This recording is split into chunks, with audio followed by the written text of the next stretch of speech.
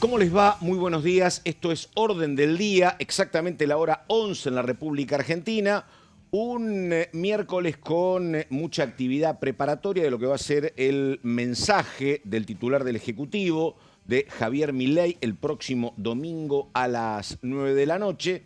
Ya están trascendiendo varios anticipos de cómo va a ser ese mensaje. Y acá estamos muy atentos a lo que está pasando básicamente en la Cámara Alta con sesiones, incluida la del viernes, para terminar de aprobar lo que es modernización laboral.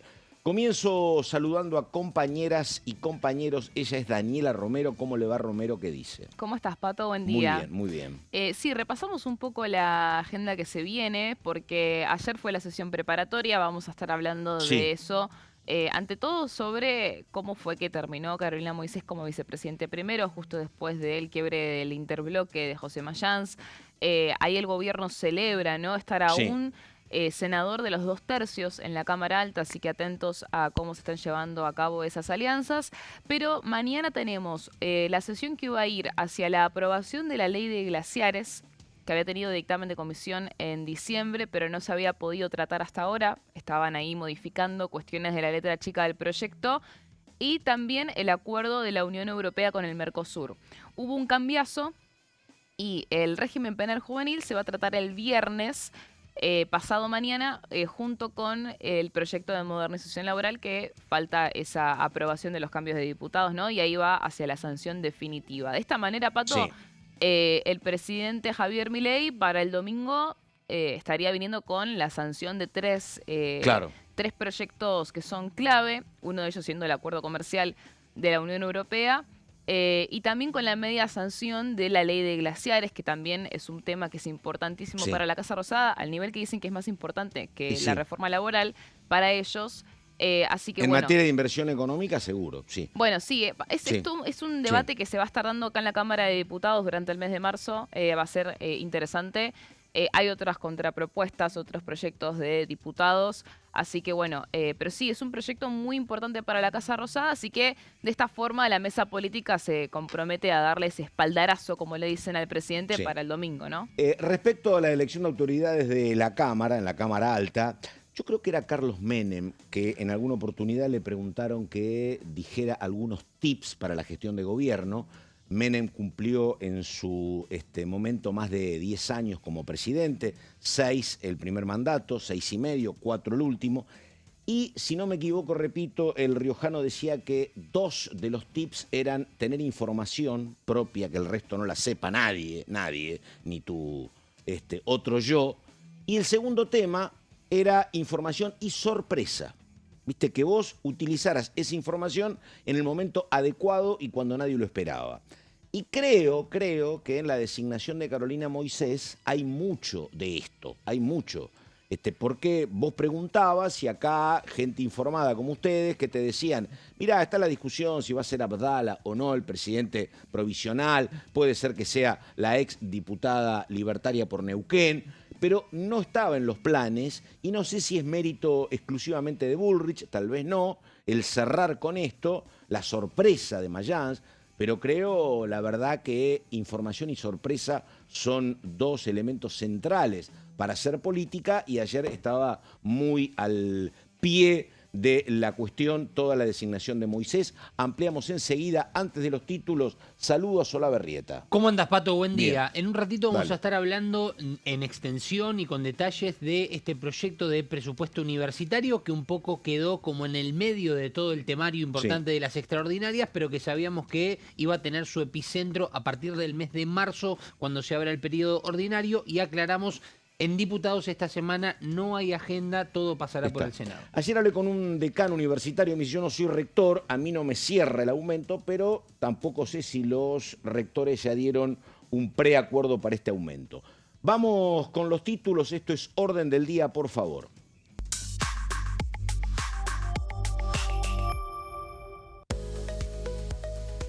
Ahí los tenemos, sesión preparatoria. El Senado completó la integración de la Auditoría General de la Nación.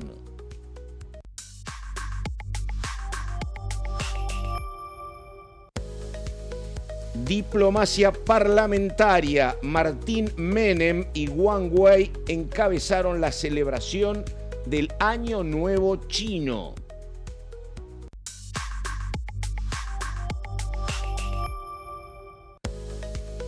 Sesión en la Cámara Alta, se adelanta el debate del acuerdo Mercosur-Unión Europea y Ley Penal Juvenil. Bueno, estamos en el primer tramo, 11 de la mañana, 5 minutos, en una mañana, la verdad, climáticamente muy interesante, 27, 28 grados, dicen que puede refrescar mañana. Pero comenzamos con ella. A ver, decimos, Daniela Romero. Sí, el tema que yo creo que es lo más novedoso de parte del gobierno nacional de cara al domingo tiene que ver con esta cena en la Quinta de Olivos que va a hacer el presidente Javier Milei para con tanto los senadores como los diputados de La Libertad Avanza y también el equipo de gobierno, ¿no? Estamos hablando de la mesa política. Ante todo, que es el cerebro de la estrategia legislativa que llevaría al final de esta semana con las victorias, las primeras victorias después del recambio de cara al 2026. Recordemos que ayer, Pato, hubo también una reunión de gabinete, que fue la primera reunión de gabinete del año, en el que entiendo que además de felicitar y dedicar a cada uno de los ministros temas de su cartera, de sus carteras, se repasó un poco la agenda parlamentaria que se viene para este 2026, así que la idea de hoy es repasar cuáles son esos proyectos que se vienen. Y también como antesala había habido una reunión de mesa política el lunes, que fue, bueno, de la cual se terminó de definir tanto la integración de la AGN con acuerdo de la UCR y el peronismo federal, y también lo que mencionabas recién, Pato, que es el acuerdo con Carolina Moisés para que sea la vicepresidente primero del Senado. Estos acuerdos con el peronismo federal son un anticipo, me atrevo a decir, de lo que se va a venir de acá en adelante, más que nada en materia judicial, ¿no? Porque recordemos que uno de los temas que son importantísimos, entiendo que hasta ahora no es algo que se mantiene con mucho hermetismo de parte del gobierno, pero a mí me ratificaron hace un par de días atrás que la idea es que en marzo se envíen los pliegos de los jueces federales, de los defensores, de los fiscales, procurador, me dijeron. Del procurador también. Corte Suprema, ¿no? Y bueno, y hay que ver qué pasa con la Corte Suprema. La Corte Suprema, recordemos que a diferencia de los demás cargos, necesita de 2 tercios. Por ende, bueno, fue el debate del año pasado, ¿no? Que fue que terminó con un fracaso enorme para el gobierno en el ámbito judicial por el rechazo de Ariel Lijo y de Manuel García Mancilla. Bueno, la idea ahora, vemos que el gobierno tiene otra forma, digamos, de... y más votos, tiene más votos propios. Tiene más votos propios. Y un vínculo con los provinciales, donde los provinciales están mucho más cerca. Exactamente. La idea, a mí me lo confirmaron de parte de operadores judiciales del gobierno, es negociar con los gobernadores, dicen, más serios, ¿no? Bueno, claramente estamos hablando de esta misma fuerza con la que... están orquestando acuerdos para el Senado, lo vimos ayer, tanto con la vicepresidencia de Moisés como con el acuerdo de la AGN. Así que, bueno, fueron días contundentes, el gobierno habló de esto, habló de cómo se están... cómo está cambiando el escenario político, ¿no? Es que ese es el tema, porque digo, hasta octubre era imposible que el gobierno intentara algún acuerdo judicial sin el respaldo del peronismo. Era imposible, porque era un bloque notoriamente más importante y porque el oficialismo tenía un bloque de 6 y porque la relación con el PRO y con las provincias no tenía el nivel que hoy tiene el oficialismo con esos gobernadores. Entonces eso cambió totalmente, tanto que te voy a preguntar después puntualmente, pero faltaría 1 o 2 senadores para que el oficialismo pueda hacer nombramientos en el Poder Judicial, designar jueces de la Corte, aquí está el dato, ignorando al peronismo. Ese es el gran dato. Al kirchnerismo, ¿no? Bueno, está bien, tenés razón, al bloque de Mayans, efectivamente. Está bien, para apuntar a lo que es Jaldo y lo que es Jalil y demás, efectivamente. Exactamente. Está bien. Sí, a ver, está la disputa de por quién se abandera del peronismo, justamente. El punto acá es ¿no? El gobierno dice, con los gobernadores del peronismo federal, sí, con el kirchnerismo, con la cámpora. Claro. No, esa es como la consigna. Vemos que es lo que están orquestando ya desde diciembre, como fue la conformación de la AGN en diputados. Recordemos que el tercer lugar se le dio a Sáenz. Y si Sáenz coló a Caletti, ¿por qué no colocar un juez de la Corte o colar un juez de la Corte? La idea es esa. La idea es que, bueno, a ver, los jueces federales son de interés de los gobernadores en general, por ende ahí sí va a haber una negociación clara. Siempre dijeron, tanto los jueces federales como los jueces de la Corte, todos los pliegos se negocian en conjunto. Así que, bueno, mucha expectativa por ese tema. El presidente va a hablar el domingo, recordemos, en el prime time. Vamos a la siguiente placa. A las 9 de la noche, ya está confirmado esto en el boletín oficial. A las 9 de la noche del domingo va a estar hablando el presidente de la Nación desde el recinto de la Cámara de Diputados, en el marco de esta apertura de sesiones ordinarias que tiene otro clima, ¿no? Recordemos, el año pasado habían muchísimos faltazos, ausencias, terminó con episodios de violencia que llevaron a causas judiciales entre funcionarios, entre miembros cercanos al presidente, entre diputados. Estuvo el episodio, ¿se recuerdan?, de Santiago Caputo con Manes. Exactamente, sí. La constitución que le mostraba Manes al presidente, ese clima de provocación, ¿no? Y de reclamo que había por parte del Poder Legislativo. Bueno, este año va a ser completamente distinto porque se va a encontrar por el número y no hay elecciones, además. No hay elecciones, pero además se va a encontrar el presidente, obviamente, con un número más contundente a su favor, y por ende se espera que haya como medio una épica triunfal, más que nada por lo que decíamos recién, que son las sanciones de estas reformas extraordinarias, y que la idea es que el presidente venga con un discurso ambicioso en términos de reformas, de lo que se viene en el 2026. También hay como una...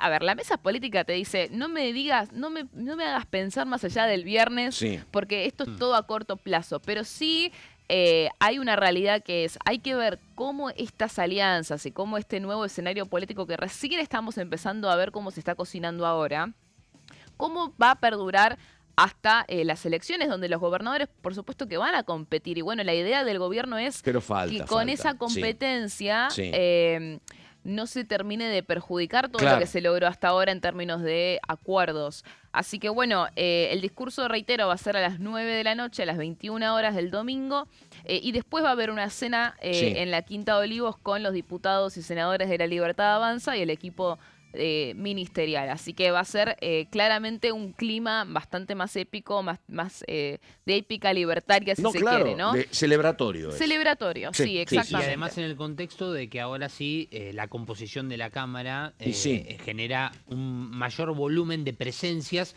entendiendo que en este tipo de eventos, en muchas ocasiones, Unión por la Patria tal vez no asistía, o sí asistían los jefes de bloques, y tal vez no un grupo mayoritario de diputados opositores. Bueno, esa estrategia de faltar, ¿no?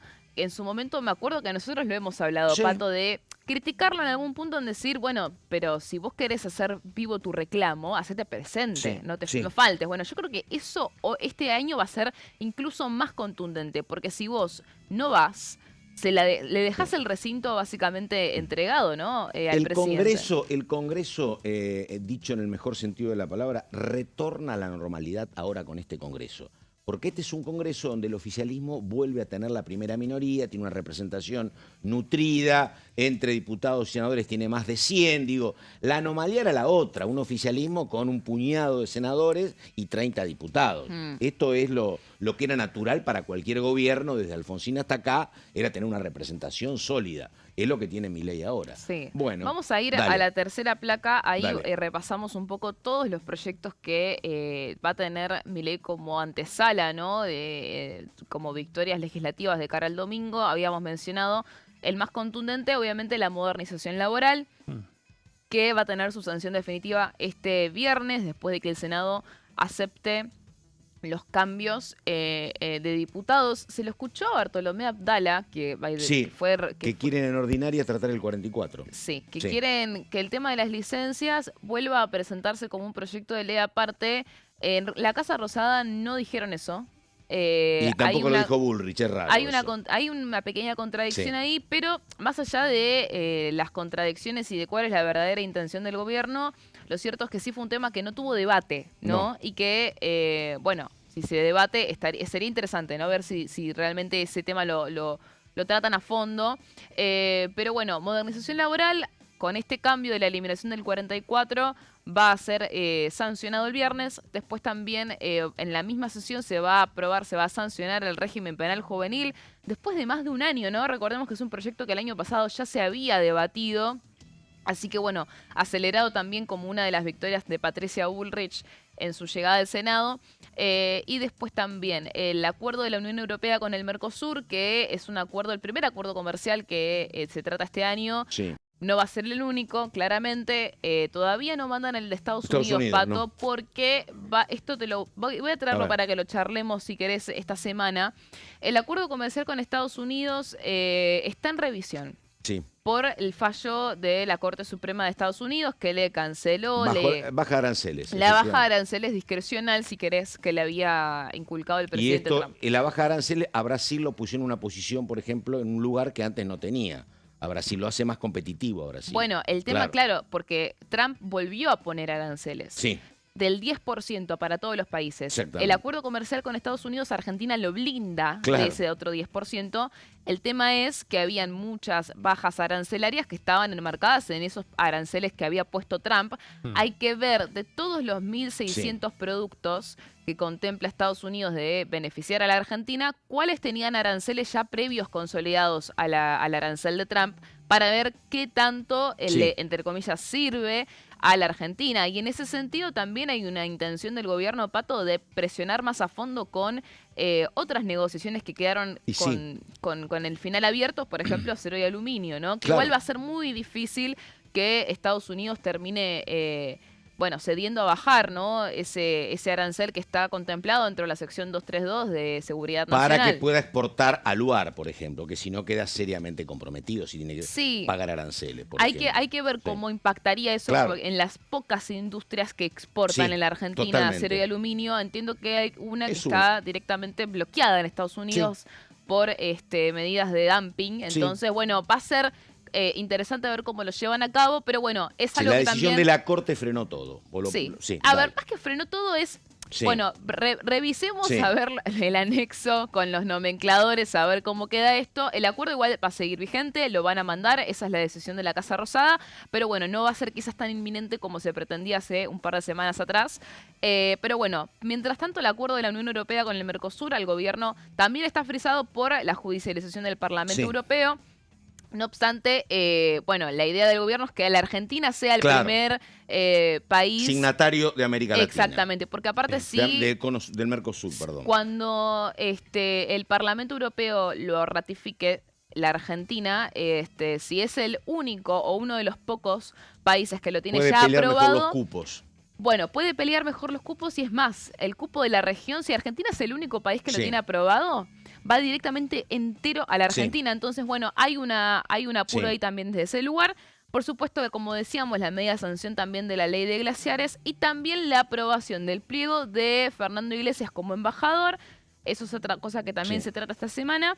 Y recordemos que completaron la Auditoría General de la Nación después de 2 años de parálisis. Esto fue ayer en el Senado. Ya diputados lo había completado su parte en diciembre.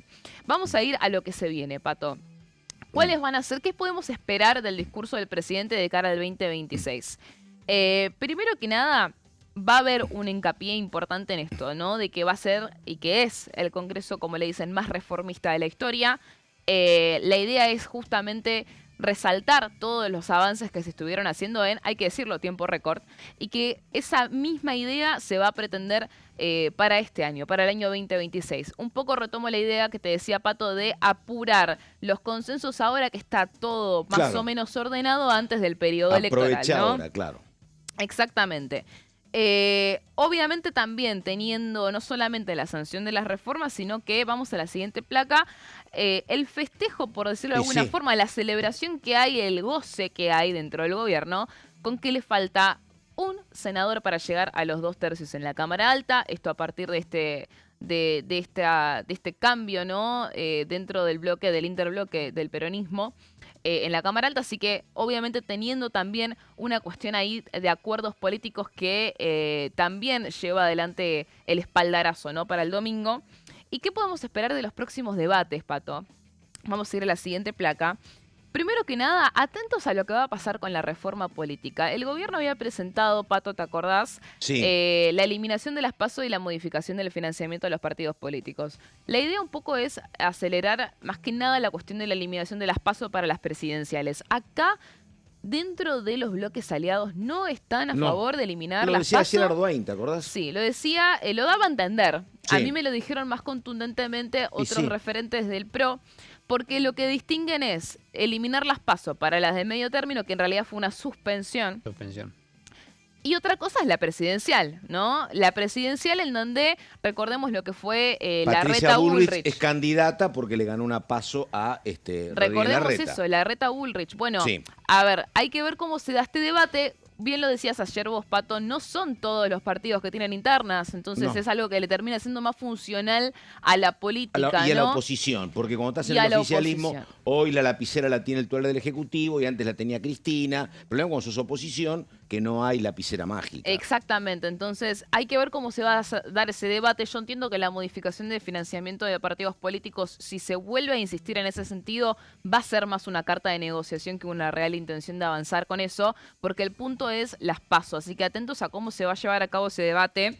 Después vimos, lo va a ampliar Gonza, que es el proyecto de financiamiento universitario, junto con una reforma educativa que está contemplada dentro del Consejo de Mayo, que tiene que ver más allá de las universidades, del ámbito secundario, del ámbito primario. Así que el tema de las universidades va a volver a estar en agenda. Y atentos, Pato, porque muy probablemente también ingrese un proyecto de ley en el mismo sentido con la modificación de la Ley de Emergencia en Discapacidad, que el gobierno tuvo que cumplir a pedido de un fallo judicial, ¿no? Entonces, la idea es frenar esos expedientes con una ley que de alguna forma reduzca o convierta las leyes vigentes en algo que el oficialismo está dispuesto a cumplir. El Código Penal es algo que también había sido primero parte de extraordinarias y que finalmente, no se dio el tiempo. Va a ser otro tema que en el Senado va a ser muy contundente. Hay que todavía definir de parte del oficialismo cómo van a ser tratados. Eso de la bicameral me parece que pierde un poco de fuerza. Así que bueno, el Código Penal va a ser también un debate que va a atravesar la cuestión 2026. Y reitero esto del Consejo de Mayo. Es muy probable que se vuelva a reunir el Consejo de Mayo, Pato, a partir de marzo, para seguir avanzando en reformas, más que nada por la cuestión que quedó pendiente de la reforma tributaria y también cuestiones relativas a lo que habíamos visto que salió del informe de medidas para proteger la inviolabilidad de la propiedad privada. Bueno, cuestiones que quedaron ahí en agenda del Consejo de Mayo. Pero bueno, reforma tributaria dentro del Consejo de Mayo va a ser un tema central. Nos tenemos que ir al corte enseguida. El señor Gonzalo Solabarrieta. Después de la ley bases y el tema de modernización laboral, parece que viene una agenda más institucional, como estaba contando recién Daniela, que tiene que ver justamente con estos temas: universidades, código penal, la posibilidad de cambios en la Corte. Así que nada, lo ampliamos en un ratito. Pausa, ya volvemos.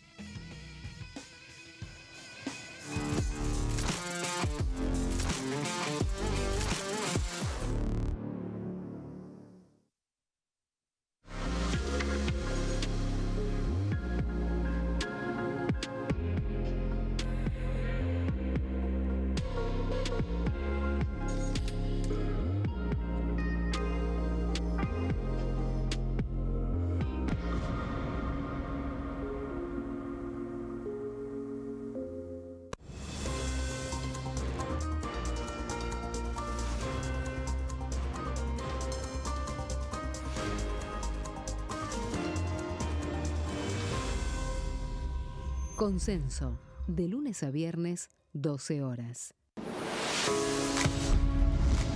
¿Cómo funciona el Congreso? Cuando un proyecto de ley ingresa a la Cámara de Diputados, ya sea presentado por un legislador, enviado por el Poder Ejecutivo o producto de una iniciativa popular, se trata primero en el ámbito de las comisiones. Las comisiones son el espacio de análisis y debate sobre los proyectos conformadas por legisladores de distintos bloques. Hay 46 comisiones permanentes que son centrales en la discusión parlamentaria. como presupuesto y hacienda, asuntos constitucionales o legislación general. Existen también 32 comisiones especiales que tratan temas específicos. En su mayoría son bicamerales, es decir, que están compuestas por diputados y senadores, como la bicameral de trámite legislativo, encargada de analizar los decretos del Poder Ejecutivo. Para que un proyecto sea tratado en el recinto, debe contar con el apoyo de la mayoría de los integrantes de las comisiones a las que haya sido girado. Al finalizar una reunión de comisión, se dictamina sobre la pertinencia de tratar el proyecto en el recinto. El dictamen puede plantear la aprobación del proyecto o su rechazo.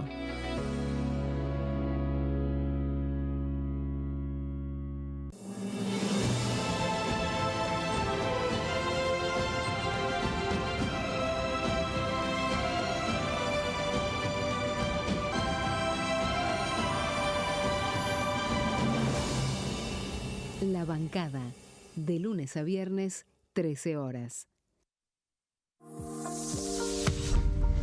¿Qué función cumple el Congreso?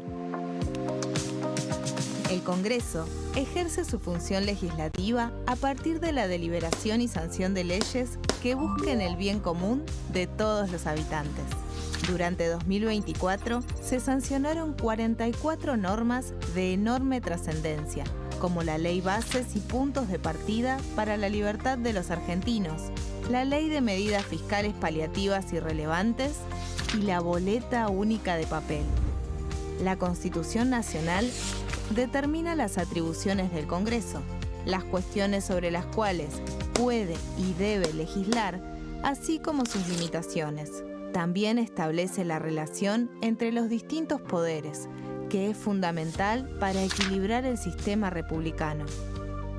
Además de legislar, el Congreso tiene la función de ejercer el control del Poder Ejecutivo. Entre otras atribuciones, ese control incluye el pedido de informes, las interpelaciones, la actuación de la Auditoría General de la Nación, dependiente del Congreso, la posibilidad de solicitar juicio político y la aprobación de las cuentas de inversión.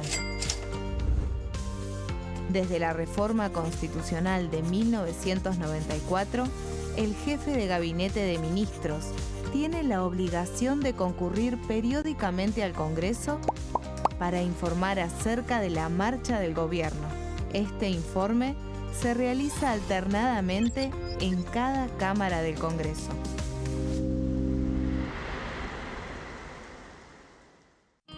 El sarampión es una enfermedad viral altamente contagiosa. Que no juegue con tu hijo. Puede poner en riesgo especialmente a menores de 5 años no vacunados. Ante la aparición de fiebre y manchas rojas en la piel, consulta de inmediato con un médico. La vacuna es la única forma de prevenirlo y es parte del calendario nacional de vacunación. Es segura, gratuita y está disponible en vacunatorios, centros de salud y hospitales públicos del país. Vos ya tenés esta vacuna. Dásela a tus hijos.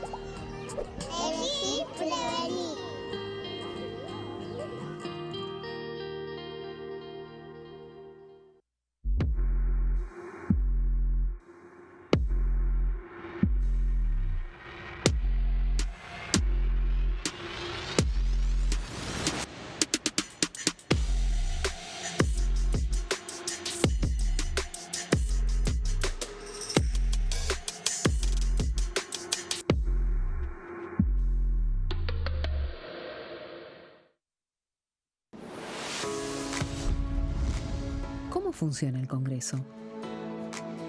Las sesiones son el espacio donde los diputados debaten proyectos de ley para su aprobación, modificación o rechazo. En una misma sesión pueden tratar varios proyectos de ley. Las sesiones ordinarias comienzan el 1 de marzo, cuando el presidente de la Nación inaugura el periodo ante la Asamblea Legislativa y se extiende hasta el 30 de noviembre. El Poder Ejecutivo puede convocar a sesiones extraordinarias o prorrogar las sesiones ordinarias. La sesión es dirigida por el presidente de la Cámara de Diputados, que administra el uso de la palabra y las distintas instancias del funcionamiento.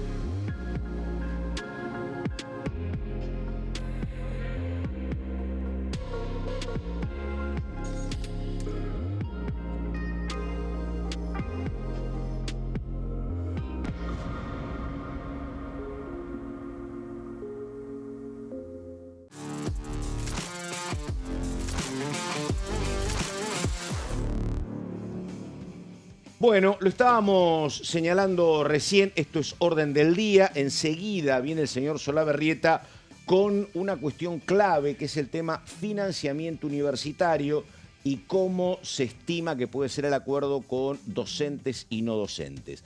Vamos ahora a otro de los títulos, Año Nuevo Chino, celebración conjunta. Ahí están las imágenes.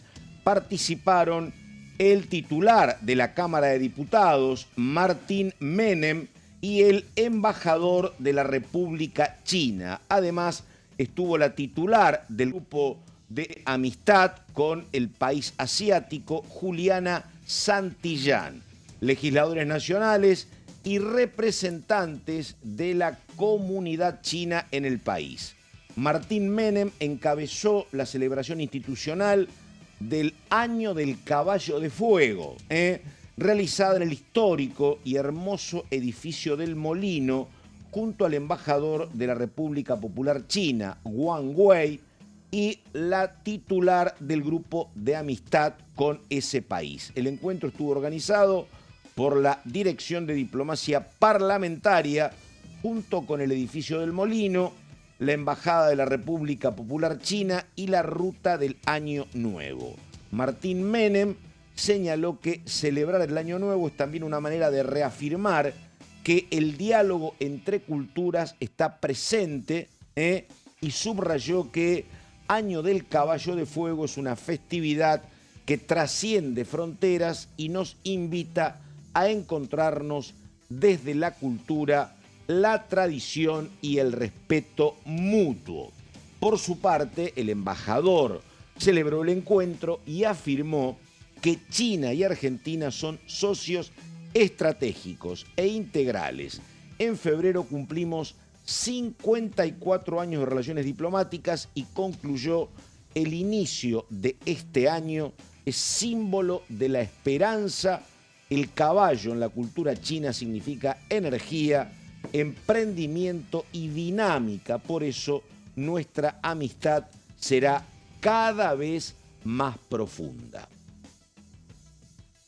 Ahí tenemos las imágenes. Ahí está Martín Menem, el embajador de la República Popular China, Wang Wei. Ahí estamos. Bueno, esto es orden del día, decíamos, y ahora un tema muy puntual. Vamos con Solabarrieta y lo que tiene que ver con la búsqueda de un acuerdo con docentes universitarios.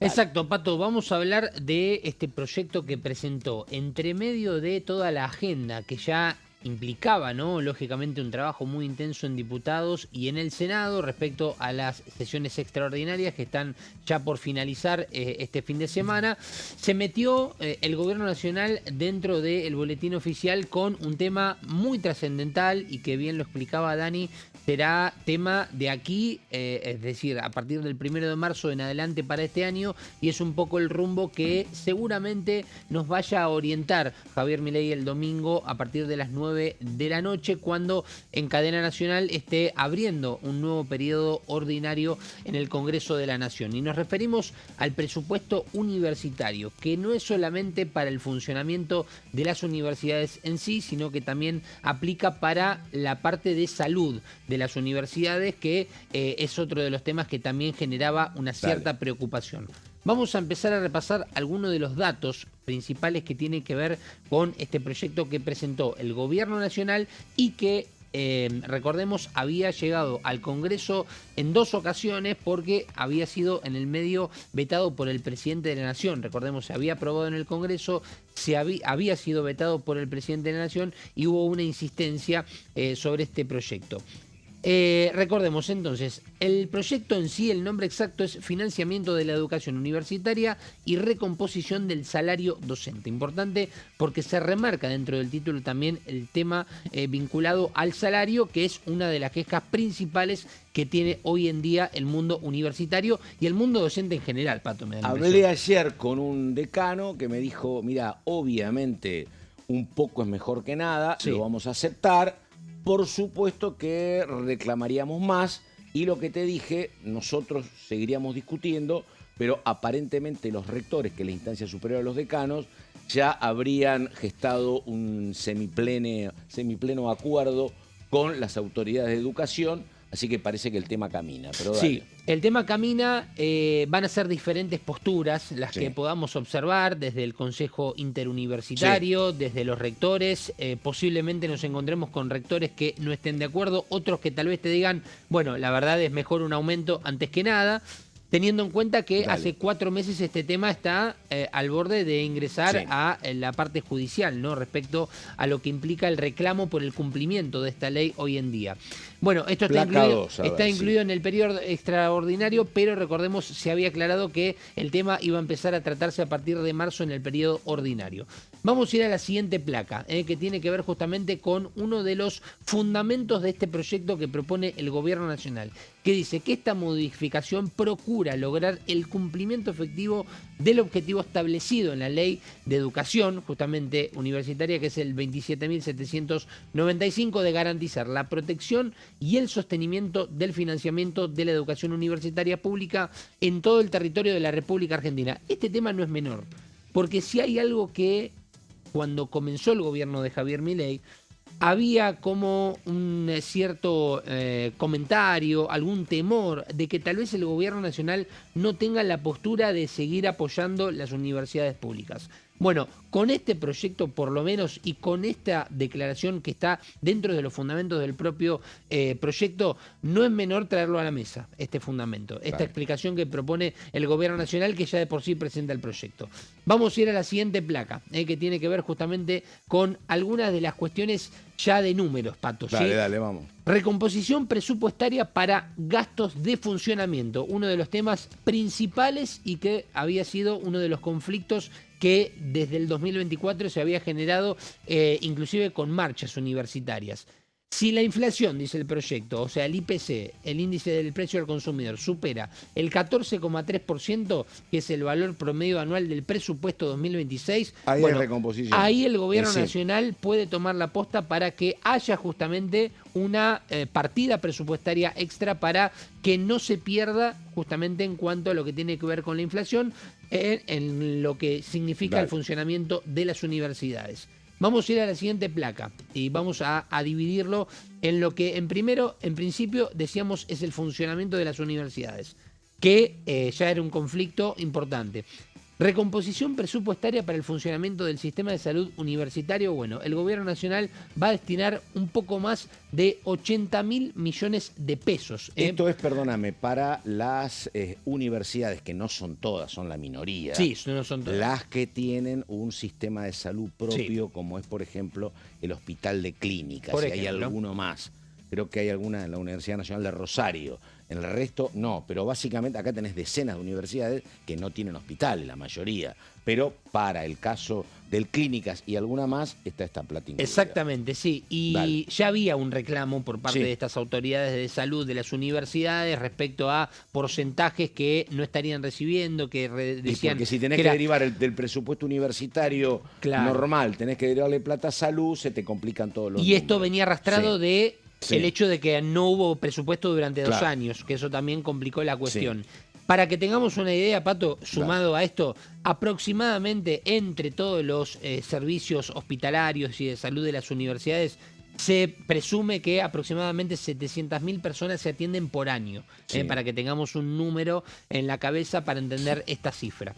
Vamos a ir a la siguiente placa porque hay otro ítem más que es muy importante y este es uno de los corazones del proyecto, que es lo que vos decías, Pato. Más allá del funcionamiento, bueno, ¿qué pasa con los aumentos salariales para los docentes y para los no docentes? Bueno, serán justamente escalonados los aumentos. 4,1% para marzo del 2026, 4,1% para julio del 2026, 4,1% para septiembre de este año también y el 4,1% de diciembre, que terminaría de enfocar en este aumento de lo que decíamos 16,4% durante todo el 2026 escalonadamente. Pero importante decir esto: cada uno de estos aumentos del 4,1 será justamente sobre los salarios básicos, que son muy variados entre personal docente y no docente, de la vigencia de el 31 de diciembre del 2025. Que acá puede ser que esté el principal foco de debate en el Congreso. Totalmente. Porque te van a decir, no, pará, si me lo estás haciendo sobre el básico de diciembre del 2025 y el aumento va a quedar más chico. Y por el Totalmente, otro lado... son los 4 puntos de ventaja, porque Sí. ellos dicen que van a tener un aumento del 12.3 porque no contabilizan el de diciembre, efectivamente. Claro, bueno, por eso mismo. Y acá el dato hablaría de un aumento del 16, por encima de la inflación establecida, que es 14 y pico. Pero efectivamente, Sí. diciembre es el punto de conflicto. Y sí. otra de las cuestiones Sí. es que lo que van a quejar los docentes, los docentes universitarios y hasta los propios rectores en una voz Sí. de mando, y que en el Congreso posiblemente esto también lo veamos con un eco reflejado, es ver qué pasa con la recomposición que estaban solicitando del año 2024, Pato, que ahí hubo por lo menos el Lo mes que de me enero. dicen a mí es que está perdida. Así está Y- perdida. Y bueno, efectivamente. exactamente, Sí, sí. esto es una recomposición del año 2025 que no apaña lo que fue el año 2024, que era uno de los reclamos del mundo universitario. Así que este es el proyecto presentado, veremos en marzo qué tratamiento se le da y seguramente veremos un debate más que interesante. Bueno, perfecto. Mucho dato en el señor Sola Berrieta. A mi izquierda, cómo no, ya me coloco más a mi izquierda, lo que me pida el señor director. Yo solo estoy acá para cumplir órdenes y para ser obediente. Bueno, Daniela Romero. Romero, estuvimos hablando mucho del tema judicial, de todo lo que se imagina hacer ahora el oficialismo, casi excluyendo al peronismo, una cosa impensada. Faltaría Al kirchnerismo. al kirchnerismo. Está. Te hago la está aclaración bien. porque Sí, es necesita el cierto, peronismo y sí, igual, claro. ¿eh? No, que claro, quede es claro, no cierto. es que tienen una No, mayoría Moisés te va a decir, automática. yo soy peronista desde la Claro, cuna, te va a decir. y No, pero no, claro. está. Sí, A exactamente. ver, o sea, Sí. Moisés, Andrada, o sea, va a ser, Sí, sí, sí. un buen número del peronismo que va a estar involucrado, más que nada refiriendo a lo que tiene que ver con los gobernadores, ¿no? Para que quede clara esa Y te distinción. pregunto, para los 2/3 del oficialismo faltaría un senador, ¿no? Uno solo. Uno solo. ¿Qué? Y gran pregunta esa, digo, puede ser que alguno falte, Mira, que tenés alguno se dos- enferme, Tenés ¿no? dos Fernandos que puedes buscar. Está Fernando Salino y Fernando Rejal, que son el puntano y San el Luis y riojano, que riojano. estaban en el bloque de Moisés en Convicción Federal, pero Sí. que no se fueron con ella por fuera del interbloque de Mayans por ahora. Y también acordate que están los dos de Santiago del Estero. Claro, totalmente Uno los de ellos Zamora. siendo el propio Zamora, ¿no? Exgobernador. Entonces, dentro del interbloque de Mayans todavía quedan algunas Sí. figuras que podrían participar de los acuerdos judiciales, ¿no? Es decir, no es difícil conseguir ese uno que falta. Por supuesto que vas a tener que tener un acuerdo muy cerrado, porque como decís vos, que no se enferme ninguno. Claro. Pero bueno, a ver, los 2/3 en el Senado siempre es algo que es Ahora, es complejo. muy interesante lo que ha, no sé si la palabra es conseguido, pero cómo se ha manejado un hombre con mucho oficio como el gobernador de Salta, ¿no? Colocando a alguien en la auditoría, ahora senadora Moisés es una mujer a través de su padre con mucha historia en el peronismo jujeño, juega con Sáenz. Sí, es Me parece cercana. que es un tema Sí, interesante, Sáenz es ¿no? uno de los protagonistas dentro del ámbito de los gobernadores aliados, ¿no? Y el diálogo que tienen con el oficialismo. Perdóname, recordamos, fue candidato a vicepresidente con Sergio Massa en su momento, ¿no? Sí. Así que sí. Y bueno, y también es importante ver cómo ese peronismo federal se va a acomodar. Algunos rumores trascienden de una posible alianza electoral con el propio oficialismo. Yo creo que eso va a ser difícil porque el capital que tienen los gobernadores del peronismo jugar como opositores, como la alternativa opositora, ¿no? al presidente Milei, siendo después en el ámbito de gobernabilidad un aliado que le asegura las batallas más complicadas, ¿no?